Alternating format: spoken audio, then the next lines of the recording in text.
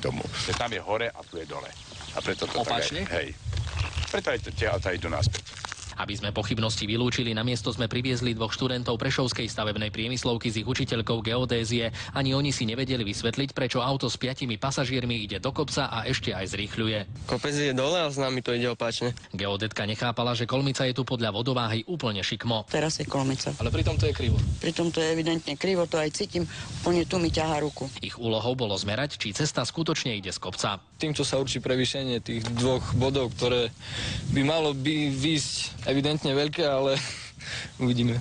Oči nás naozaj neklamali, merania potvrdili, že na kopci je 4% stúpanie. Pričom tento bod je evidentne vyššie ako tamten bod, tamten je nižší o 2,30 m, ale bohužiaľ auto išlo hore kopcom. Nepochopiteľné. Podľa učiteľky fyziky zo stavebnej priemyslovky sa tento jav dá vysvetliť 2 spôsobmi. Buď porucha v gravitačnom poli Zeme, alebo porucha v tom magnetickom poli Zeme. Tento zvláštny kopec teraz určite pritiahne množstvo zvedavcov, ktorí si budú chcieť na vlastnej koži vyskúšať miesto, kde sa gravitácia zbláznila. Z Lačnova, Martin Jedinák, televízia Markíza. Nad záhadou kopca pri Lačnove, kde sa všetko kotúľanie dole, ale hore kopcom si už lámu hlavu viacerí. Sériu pokusov na tajomnom mieste dnes robili študenti Prešovskej stavebnej priemyslovky. Nikto z nich nechcel veriť tomu, čo videl. Do kopca sa s nimi pohol autobus a opačne tiekla aj voda.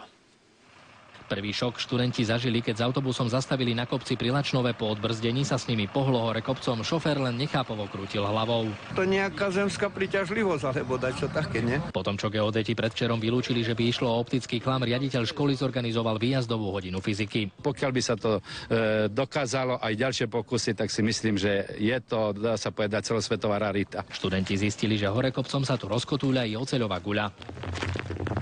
Nie dole, ale hore kopcom sa mohli povoziť na skateboarde. Najväčším prekvapením bol pokus s vodou, aj tá tiekla opačne. Je to zaujímavé.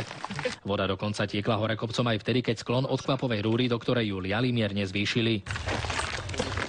Kto príde na túto záhadu dnes, žiaci, tak dostane jednotku na vysvedčení na konci roka. Aj keď táto ponuka riaditeľa školy bola lákavá, záhadu si nikto z nich nedokázal vysvetliť. Iná sila, neviem, alebo fyzika. Neviem, čo to vysvetlí, je to zaujímavé. Kompas sa tu pritom správal normálne, žiadnu odchýlku neukazoval. Môžeme vylúčiť, že to je nejaká porucha magnetického poľa. Aby sa uistili, že prístroje neklamú, sklon kopca nakoniec ešte predsa len opakovane premerali, no s tým istým výsledkom. Toto je o 3,37 m na dĺžke 117 metrov vyššie než ten spodný bod, kde začína tá anomália v podstate. Tajomný kopec tak naďalej zostáva veľkou záhadou. Chybnú gravitáciu sa už chystajú skúmať aj odborníci. Z Lačnova, Martin Jedinák, televízia Markíza.